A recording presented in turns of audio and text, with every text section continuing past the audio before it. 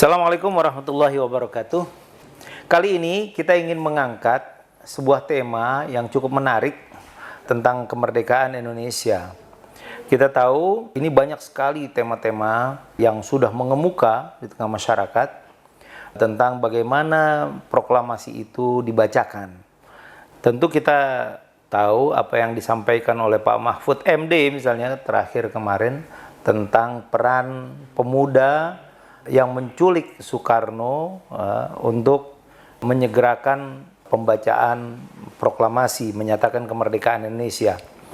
Atau ada juga teori lain yang mungkin tidak cukup populis, yaitu konsep bahwa ada peran sebagian orang di Jalan Kuitang yang menyatakan bahwa mereka ikut mendorong Soekarno untuk membacakan proklamasi. Dengan memilih tanggal 17. Dengan memilih tanggal 17 Agustus. Cuma ada sesuatu yang buat kita menarik dan jadi pertanyaan adalah dalam Piagam Jakarta 22 Juni 1945 itu sesuatu pernyataan yang seharusnya dalam logika massa pada saat itu seharusnya ini lebih cenderung untuk dijadikan sebagai teks proklamasi. Iya, betul. Saya bacakan. Bahwa sesungguhnya kemerdekaan itu ialah hak segala bangsa. Dan oleh sebab itu, maka penjajahan di atas dunia harus dihapuskan karena tidak sesuai dengan peri kemanusiaan dan peri keadilan. Dan perjuangan pergerakan kemerdekaan Indonesia telah sampailah kepada saat yang berbahagia dengan selamat sentosa mengantarkan rakyat Indonesia ke depan pintu gerbang kemerdekaan negara Indonesia yang merdeka, bersatu, berdaulat, adil dan makmur. Atas berkat rahmat Allah yang Maha Kuasa dan dengan didorongkan oleh keinginan luhur supaya berkehidupan kebangsaan yang bebas, maka rakyat Indonesia menyatakan dengan ini kemerdekaannya. Iya. Nah, jelas, dan dilanjutkan dengan paragraf keempat. Jadi dari 3 paragraf ini sudah jelas itu. Terasa sekali bahwa arahannya adalah ini adalah teks sebuah proklamasi. Ya. Ini adalah proklamasi kemerdekaan. Jadi dari apa yang disampaikan dalam 3 paragraf pertama pembukaan Undang-Undang Dasar ini terasa sekali bahwa ini adalah teks proklamasi, ya. Nah, jadi kita perlu mendiskusikan itu, ya. Kita ingin mengangkat ini supaya para ahli sejarah bisa berbicara, bisa menggali kembali nilai-nilai yang lebih objektif, ya, terhadap nilai-nilai kesejarahan kita. Bersama saya ada Bung Sofyan Said yang biasa menganalisis tentang segala sesuatu terkait dengan fenomena-fenomena masyarakat. Bung Sofyan, sehat? Alhamdulillah. Alhamdulillah. Ya, Bung Sofyan ini kalau kita ajak diskusi terkadang suka keluar kecerdasan-kecerdasan. Ya. Bagaimana Bung Sofyan menanggapi fenomena ini? Oke, saya sependapat bahwa yang sejatinya disiapkan oleh bangsa kita untuk dibacakan bila saatnya tiba sebagai teks proklamasi adalah apa yang disebut Piagam Jakarta yang lalu dijadikan pembukaan Undang-Undang Dasar 1945 itu. Ya. Oke, adapun pada akhirnya yang dibaca adalah teks yang seperti kita ketahui, sebenarnya ada banyak hal yang menimbulkan pertanyaan. Bahkan kalau kita dengarkan banyak versi penjelasan orang-orang yang mengalami di masa-masa itu, ada banyak keanehan yang alasannya bisa macam-macam.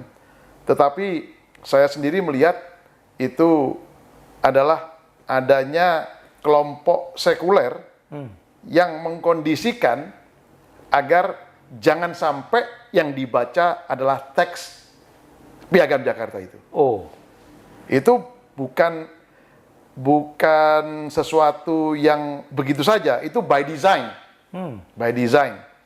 Karena itu lalu muncullah skenario pengkondisian adanya, menurut saya sih perlu dipertanyakan, harus diculiknya Soekarno ke Rengas Dengklok, harus ke rumah siapa dia, lalu balik lagi, dan macam-macam. Menurut saya ini kopra sabun.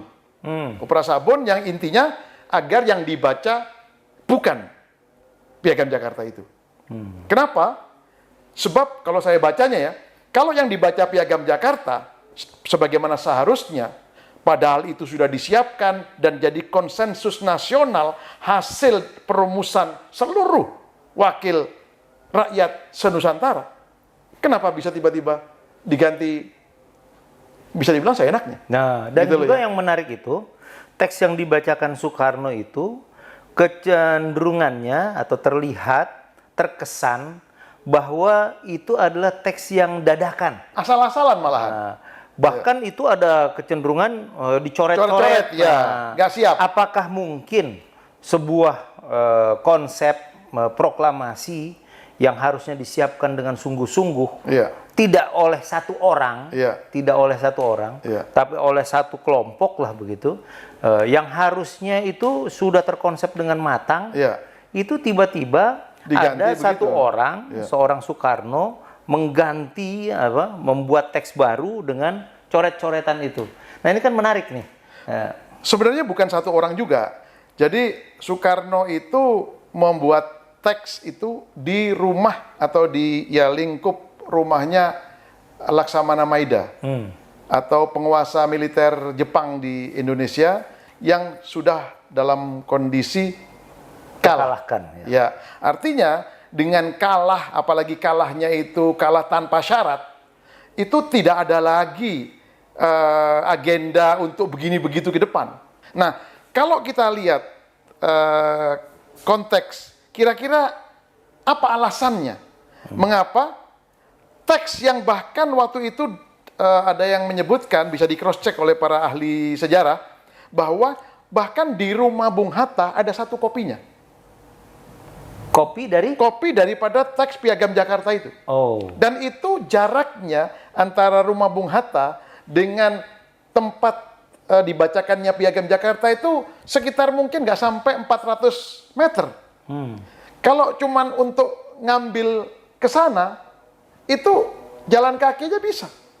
Kenapa harus datang lebih jauh ke rumahnya Laksamana Maida, bertemu sampai semalam suntuk di sana, bahkan sampai menjelang subuh, untuk merumuskan, jadi bukan sendiri Soekarno sendiri, itu rumusan dari para pemuda dan beberapa tokoh, bisa dicek siapa-siapa namanya, ada dalam daftar hadirnya, itu beberapa tokoh. Tetapi itu kan meredusir apa yang sudah dihasilkan dari hasil BPUPK yang lalu dirumuskan menjadi apa yang dikenal sebagai teks Piagam Jakarta yang logisnya dan seharusnya adalah teks yang harusnya itu yang dibaca pada saat piagam proklamasi 17.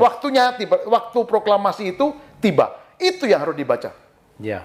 Oke, barangkali kita perlu berpikir secara luas ya, dan tidak terkungkung pada pemikiran-pemikiran yang sudah harus begini, sudah harus begitu. Tapi kalau kita luaskan pemikiran tentang bagaimana Soekarno bisa membacakan sebuah teks proklamasi yang dibuat terkesan dadakan, gitu. Sementara apakah BPUPKI tidak menyiapkan sebuah konsep proklamasi, itu juga jadi pertanyaan.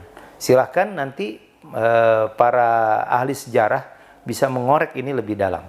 Teman-teman sekalian boleh berkomentar, dan komentarnya banyak, ya, pro kontra silahkan di bawah ya, terkait sama fenomena pembacaan teks proklamasi kemerdekaan 17 Agustus 1945. Saya kira kita bisa sepaham, bisa berbeda paham, tapi itulah diskusi untuk mencari solusi.